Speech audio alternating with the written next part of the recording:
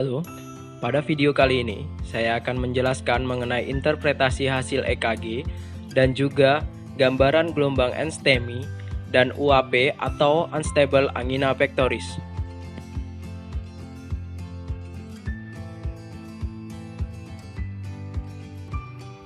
Pada gambaran EKG normal, gelombang P yang merupakan aktivasi atrium atau depolarisasi atrium panjang atau durasinya kurang dari 0,12 detik, tinggi atau amplitudo kurang dari 0,3 mV atau kurang dari 3 mm, selalu positif di lead 2 dan negatif di lead AVR.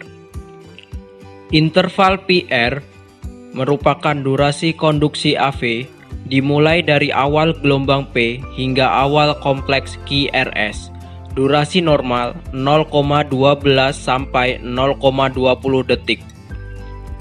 Kompleks QRS yang merupakan aktivasi ventrikel atau depolarisasi ventrikel biasanya morfologi bervariasi di tiap lead. Gelombang Q defleksi negatif pertama, gelombang R defleksi positif pertama, gelombang S defleksi negatif setelah gelombang R. Durasi kompleks QRS merupakan durasi depolarisasi otot ventrikel, lebarnya 0,06 sampai 0,12 detik. Interval gelombang P ke P merupakan durasi siklus atrium. Interval gelombang R ke R merupakan durasi siklus ventrikel. Interval Q ke T merupakan durasi depolarisasi dan repolarisasi ventrikel. Segmen ST dimulai dari gelombang S hingga awal gelombang T. Normalnya isoelektrik. Gelombang T positif di lead 1, 2, V3 sampai V6 dan negatif di AVR. Irama jantung normal dinamakan irama sinus ritmis, yaitu iramanya teratur dan tiap gelombang P diikuti oleh kompleks QRS. Irama sinus merupakan irama yang normal dari jantung dan nodus SA sebagai pacemaker. Jika irama jantung ditimbulkan oleh impuls yang berasal dari pacemaker yang terletak di luar nodus SA, disebut irama ektopik. Adanya perubahan-perubahan yang ringan dari panjang siklus masih dianggap irama sinus yang normal. Akan tetapi apabila variasi antara siklus yang paling panjang dan paling pendek melebihi 0,12 detik, maka perubahan irama ini dinamakan sinus aritmia. Berikut ini adalah gambaran irama jantung. Yang pertama adalah irama sinus ritmis. Irama reguler dengan frekuensi 60-100 kali per menit dengan R ke R reguler. Morfologi gelombang P normal, tiap gelombang P diikuti satu kompleks QRS. Gelombang P defleksi positif di sadapan 2. Gelombang P dan kompleks QRS defleksi negatif di lead AVR. Yang kedua, sinus aritmia. Irama ini memenuhi kriteria irama sinus, tetapi sedikit irreguler. Merupakan gambaran fisiologis normal, fenomena ini terjadi karena pengaruh respirasi. Yang ketiga, atrial fibrillation atau AV. Ciri khas AV adalah tidak adanya gelombang P dan iramanya irreguler. Morfologi gelombang P berupa fibrilasi. Yang keempat, ventricular tachycardia atau VT. Terdapat lebih dari atau sama dengan 3 irama ventrikuler dengan frekuensi 100-250 kali per menit. Kompleks QRS lebar dengan durasi QRS lebih dari sama dengan 0,12 detik. Kadang gelombang P nampak, tetapi tidak ada asosiasi dengan kompleks QRS. Yang kelima, ventricular fibrillation atau VF.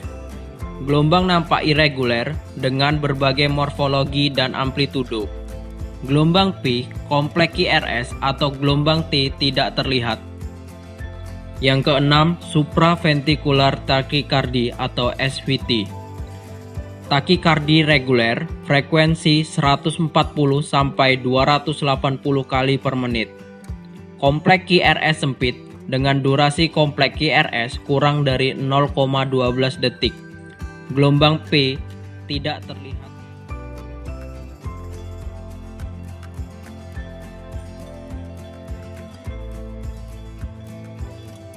Cara menghitung frekuensi jantung bila irama reguler bisa dilakukan dengan dua cara, yaitu 1500 dibagi dengan jumlah kotak kecil antara R ke R interval atau P ke P interval. Yang kedua, 300 dibagi jumlah kotak besar antara R ke R interval atau P ke P interval. Untuk menghitung frekuensi jantung jika irama jantung tidak teratur atau irreguler, yaitu dengan cara menghitung jumlah kompleks QRS dalam 6 detik lalu dikalikan dengan 10.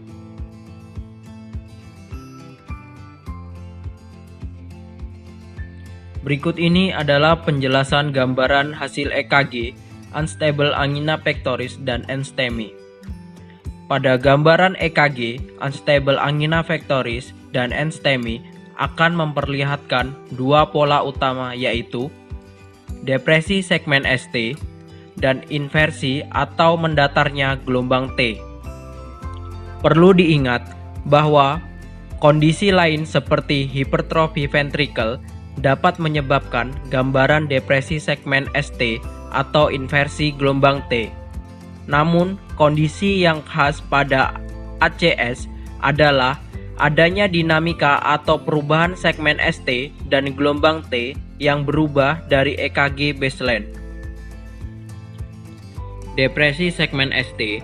Pola gambaran depresi segmen ST ada tiga, yaitu upsloping, downsloping, dan horizontal.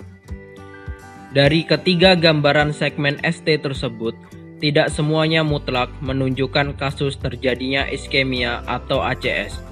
Adapun untuk terjadinya iskemia atau infark miokard, maka ciri depresi segmen ST cirinya adalah sebagai berikut. 1. Depresi horizontal atau downsloping lebih dari sama dengan 0,5 mm dari G-point pada lebih dari dua sadapan yang berdekatan kuat mengarah pada iskemia jantung. Depresi segmen ST lebih dari sama dengan 1 mm lebih spesifik dan menunjukkan prognosis yang lebih buruk. Depresi segmen ST lebih dari sama dengan 2 mm di lebih dari sama dengan 3 sadapan. Pola depresi segmen ST upsloping tidak spesifik untuk iskemia jantung. Pola ST depresi pada iskemia subendrokardial tidak terlokalisasi. Inversi gelombang T.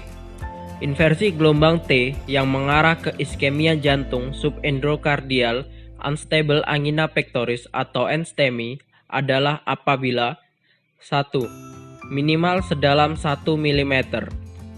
2. Ada di lebih dari 2 sadapan yang berdekatan yang memiliki gelombang R yang dominan.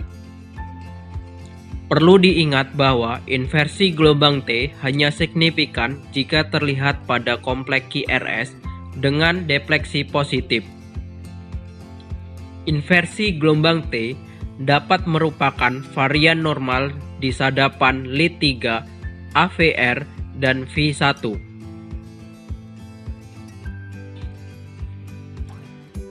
Gambar tersebut adalah contoh gambaran EKG dengan gambaran depresi segmen ST yang luas, yaitu di lead 1, lead 2, AVL, AVV, V4 sampai V6. Hal ini sesuai dengan adanya iskemia subendrokardial. Yang patut dilihat adalah adanya ST elevasi di AVR. Hal ini menandakan posisi sumbatan kemungkinan di left main coronary artery atau LMCA. Pada contoh kedua, gambar EKG tersebut memperlihatkan adanya inversi gelombang T terutama di lateral lead 1, 2, AVL, V4 sampai V6. Hal ini sesuai dengan gambaran EKG pada kasus iskemia dengan inversi gelombang T. Pada gambaran ketiga menunjukkan adanya depresi segmen ST yang luas di lead 1, 2, AVL, AVF, V5 sampai V6 dengan inversi T di lead 2, V5 sampai V6. Disertai juga dengan gelombang Q di lead 3, AVF, AVR, V1 sampai V2.